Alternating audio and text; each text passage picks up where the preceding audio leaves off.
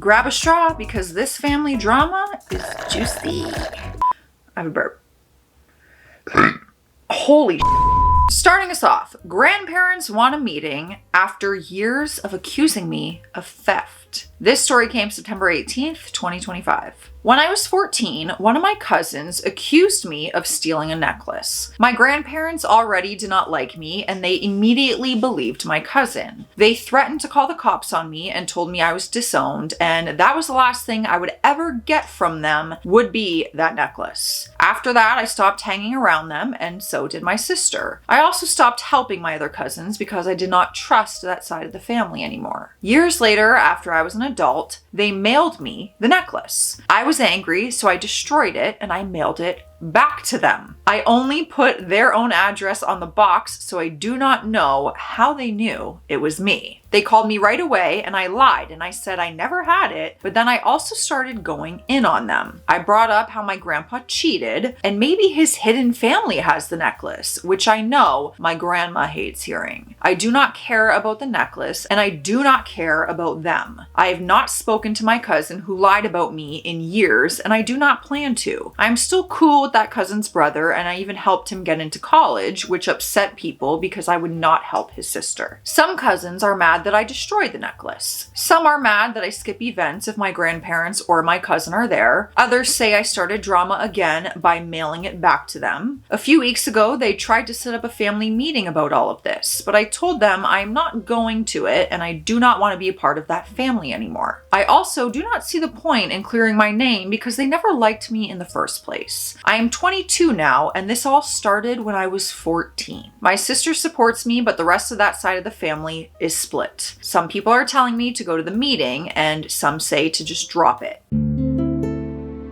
What should I do here? Should I go to the meeting? Should I just cut them off completely? Should I keep ignoring them? Luckily, we have all these answers because we have an update. It came 2 weeks later. Now we are at October 2nd, 2025. So I didn't go to the meeting. My sister went instead. I told everyone before I wasn't going because I don't see myself as part of that family anymore, and I mean it. From what my sister told me, it was a mess. My mom actually admitted to everyone that I got the necklace in the mail, so of course they all twisted it like I was hiding something. My sister tried to explain it was the grandparents who mailed it, but then she let slip that I got it only a few months ago, which just made it even worse. So now they're acting like I sat on things for years and suddenly destroyed it just to stir things up. My dad was different about it. He told me I missed my chance to defend myself, but then he literally took me to a car show in another city while the meeting was going on. On the drive, he told me he didn't want to go either and that it's smarter to not get caught up in that stuff that has no benefit in life. He also said if I ever admit I regret not going, that means I regret going with him to the show, which honestly hit me kind of hard. I'll admit, I cried a little when he said that. He saw it, and of course he made fun of me for it, but weirdly, I didn't even care. At least he was real with me. As for the necklace, when I mailed it back, I sent it in a bigger box. So when they opened it, the pieces all fell out everywhere. I kept some pieces so it couldn't be repaired anyway, but they're blaming me for how I packaged it.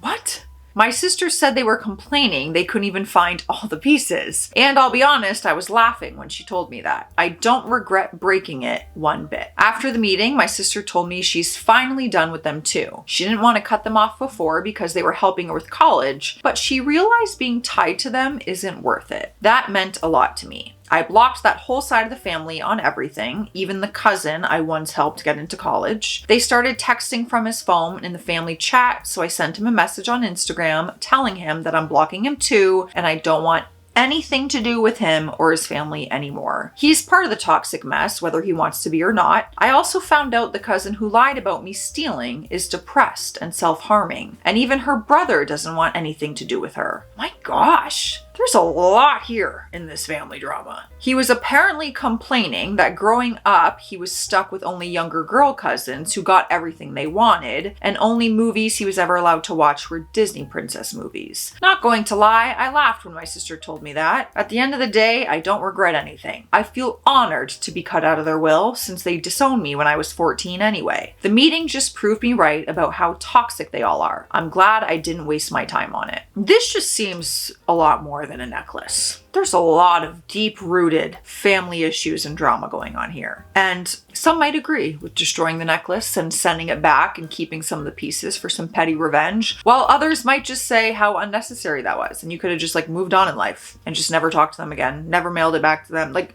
you know what I mean? Could have gone either way. What do you guys think? Should he have just kept the necklace when they mailed it and move on in life, pretend nothing happened, or get petty said revenge and mail it back broken? I have a question for you guys. If you haven't heard already, I started posting all of my lifestyle shorts and TikToks over on a shorts channel called Life with Joss.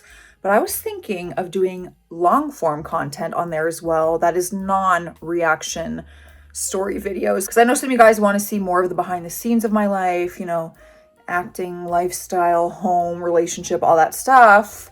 But mixing the two channels doesn't work with the algorithm on my channel. It just doesn't. It's hard to explain. So would you want to see long form content over there? Because I think it'd be fun to do non-storytelling videos as well. You know? I don't know. Let me know. And let me know what you would want to see. Okay, bye. Next up, would I be the a-hole if I kicked my boyfriend's sister out of our house? This story came August 1st, 2025. I, 25 female, had been with my boyfriend, 27 male, for 3 years, and he moved in with me last year. Everything was going great until last Christmas when his parents announced that they were selling the family home and downsizing, but they wanted to go on one of those 6-month-long cruises around the world. Fine, whatever, they can do what they want, except they have a younger daughter, Emma, who's 18. Completely unbeknownst to me, my boyfriend had agreed to let Emma live with us until she moved away to university. This led to a lot of fights between my boyfriend and I because I didn't want Emma living with us. Despite all of this, she moved in after the house sold in February. It has been hell. For starters, our house might have 3 bedrooms, but only one was used as a bedroom. One is my home office, and the other was a home gym for me and my boyfriend. Emma turned the gym into her room, and now a lot of the equipment is in storage. I hate having Emma here as she's a total brat and doesn't contribute to anything in the house. Here is just a small list of stuff that I have to deal with. I love small little bullet point lists. Let's get started. This second Emma turned 18. She was out with friends, coming back drunk at 3 a.m. and waking up my dogs as she clattered into the house, normally with an equally drunk friend. Next, for the first month of her living with us, she would steal my stuff constantly. Skincare, hair care, perfume, clothes, anything. I now have a lockable box for toiletries so that she can't get to them. Next, has lost 6 different set of house keys since moving in, and I've had to have the lock changed twice due to various issues. Next, refusing to do anything I ask her to because she's busy. She doesn't have a job. How is she busy? And she's not in school yet? Oh my God, what a reality check when she realizes what busy actually means. Next, refuses to eat anything I cook and will demand we order takeaway instead. I have asked her repeatedly for meal ideas, and even if I made that exact meal, she refuses to eat it as it doesn't taste right. The breaking point came last weekend when me, my boyfriend, and the dogs went away for the weekend. I was reluctant to leave Emma in the house by herself, but my boyfriend said it would be a great way for Emma to gain some independence before going to university. Big effing mistake. She's totally throwing parties. I'm calling it right now. We came back on Sunday evening to a trashed house and a hungover Emma asleep in her room. I had to get a professional cleaner in on Monday to tackle the worst of the mess after I spent half the night cleaning. I'm done. I want her out of the house. I thought I could deal with this until she moved away in September, but I can't. Especially now that she's talking about putting her place on hold for a year so she can go traveling and use our house as a base. No, I want her gone and out ASAP. True, she has nowhere to go as her parents aren't back from their cruise until the end of August, but I don't care. I want her gone. I've talked to my boyfriend about this and he won't budge because Emma is family and he can't kick her out. So, would I be the a-hole if I kicked her out? Edit. Forgot to mention this in the post, maybe it was unclear. It's my house. I own it outright with no mortgage, and my boyfriend is not on any official documents. So technically, you have every right to kick her out of the house. The only thing is, his name is on our Sky TV payments. Everything else is in my name as I lived here before he moved in. He does pay half, okay, he does pay half towards the bills, but he just sends the money to me each month. I'm going to try to talk to Emma and my boyfriend's parents. I've sent them a text message asking them to call me ASAP. I'm also reaching out to Emma and my boyfriend's older sister to see if she will take Emma for a while. I doubt she will, as they don't get along and she is a 2-year-old, but it's worth a shot. Another edit to this post 4 hours later. I am such an idiot. I managed to have a video call with my boyfriend's parents, and wow, just wow. First of all, they have been sending Emma £700 a month to cover her living with us, and I haven't seen a penny of it.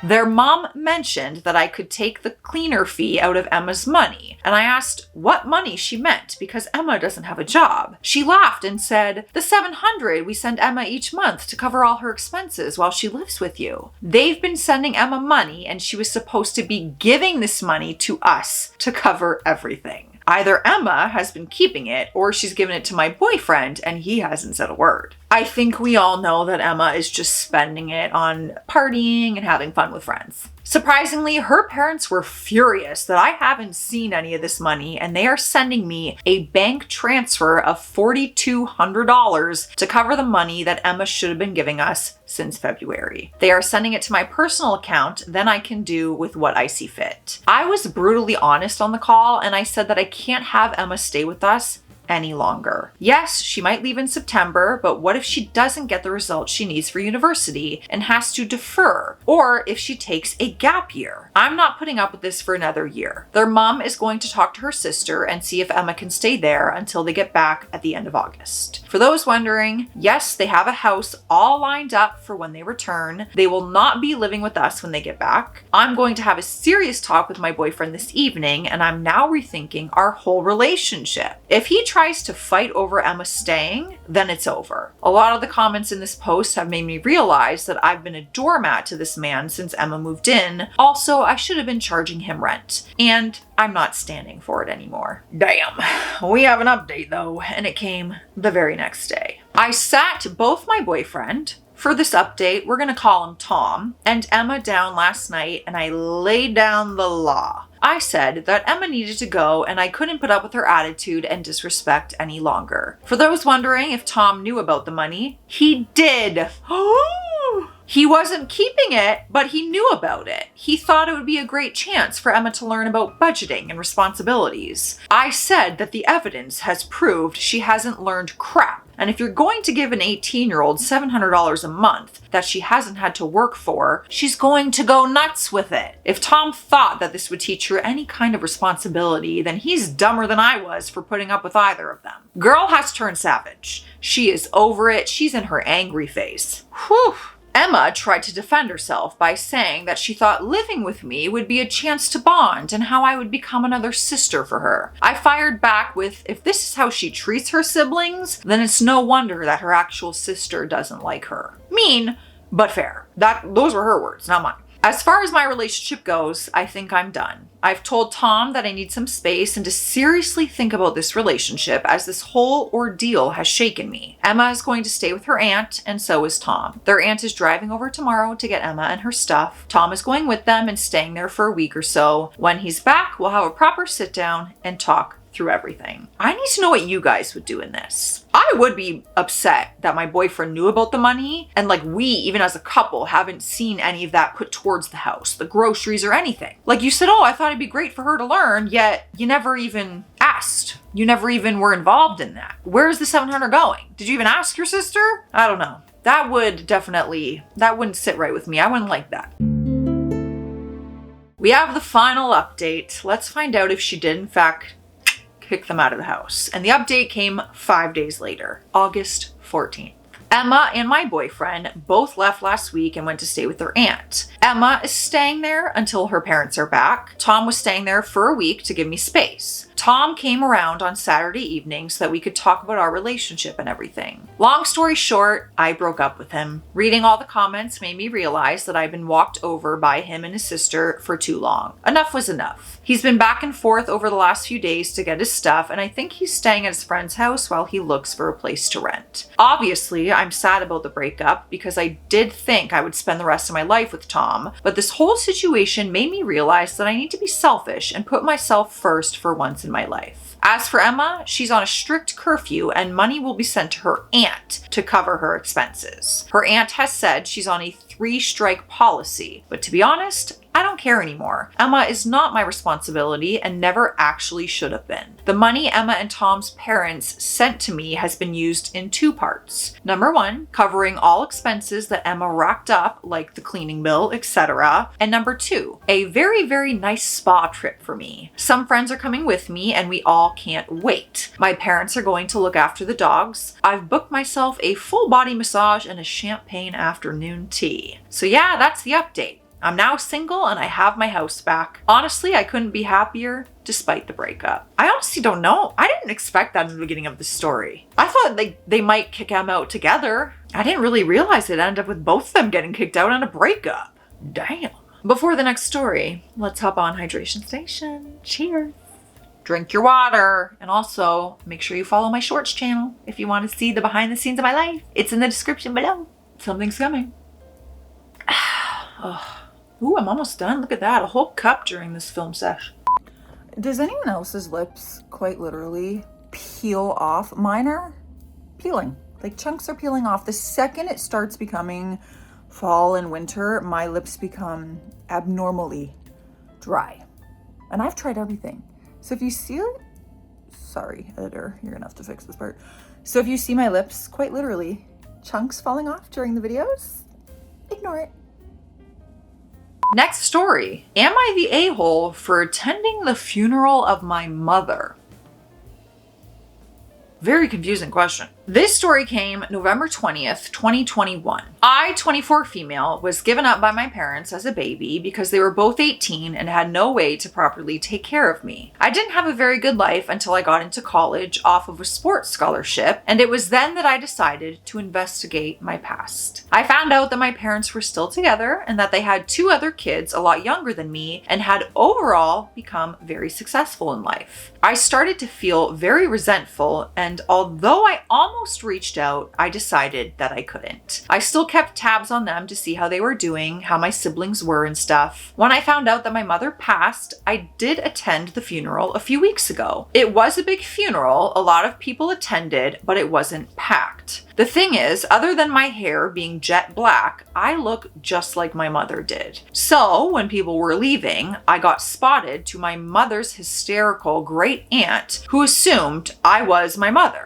I excused myself, but I'm pretty sure I exposed who I was because just a few days ago, my father managed to find me and reached out to me.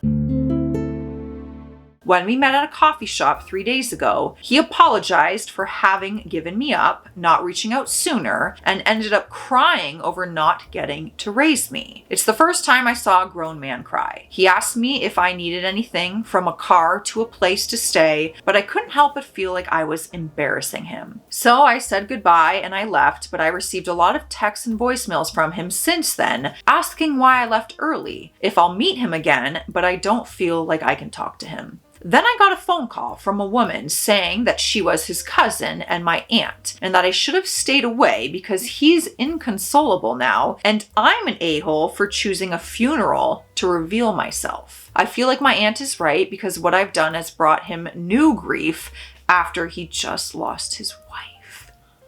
Oh, this is just a very tricky situation though. Very tricky. I totally understand, like that's your birth mother's funeral, but you didn't know her? Oh my God. I don't have any advice for this. This is out of my hands. This is above me. Way above me. I am buried so far under.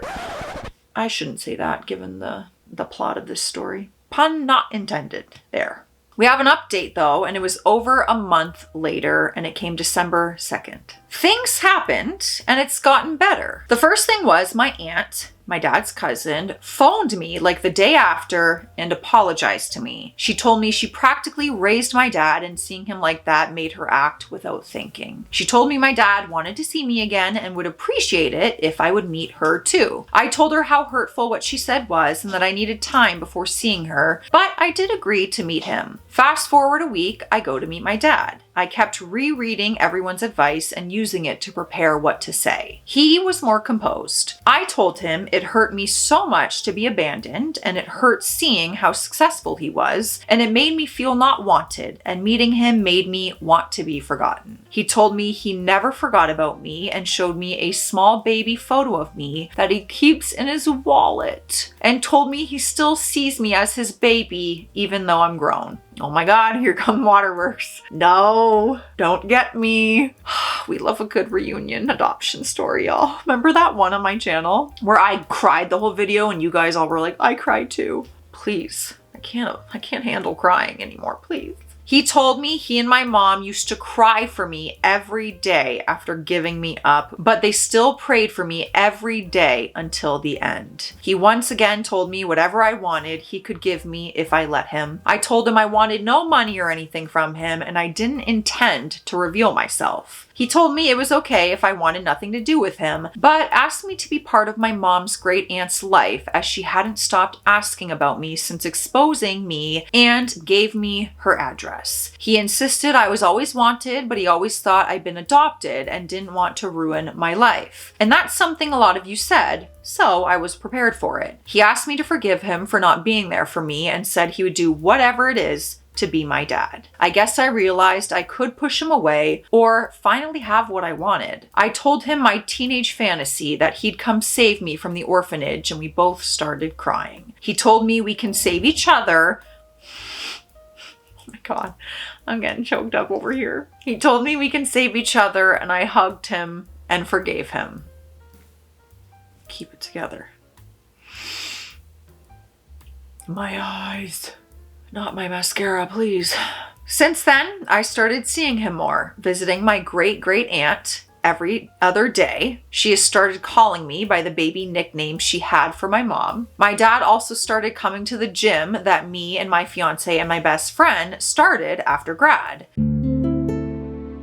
He has been trying to do all the dad stuff I missed out on that we can still do, like teaching me how to drive, business advice and stuff. I also finally don't feel so upset over my siblings getting a better life than me. He also got us both into counseling, and I've finally been able to talk about all my years in the system before I aged out. He is hosting a New Year's party and asked me to come so I can meet all of my relatives, cousins, and siblings. And yes, I am going!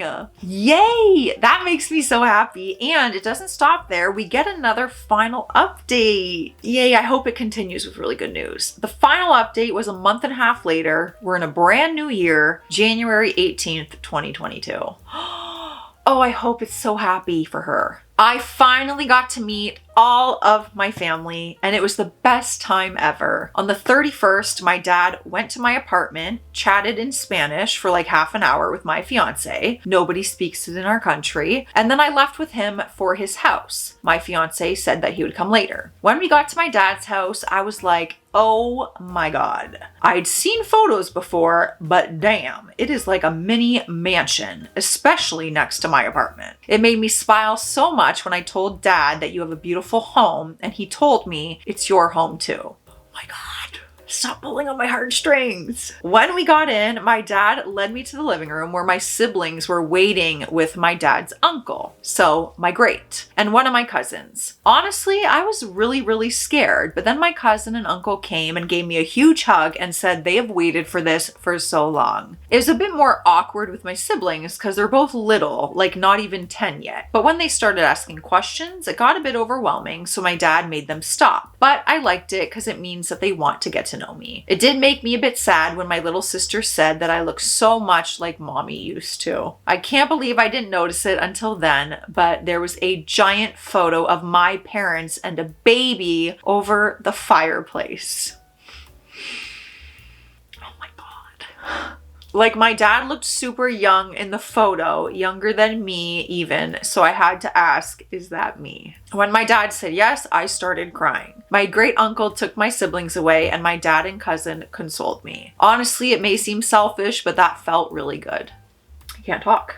Okay, please. I don't want to redo my makeup. The rest of the day went great too, especially when my fiance came as well. Right at dinner time, my dad made a large toast to all the relatives and introduced me and my fiance. Honestly, I don't know if I can write most of what he said, but it just made me feel so loved and happy that I let him into my life. Guys, that is a juicy story, but it is a happy story. I will always put a happy adoption story on my channel because it makes me so happy. Like, what a way for it to happen at the funeral and anything, but wow, I love that. Well, let me know your thoughts and feelings. Stay classy out there, stay sassy, and hopefully you didn't cry. Bye.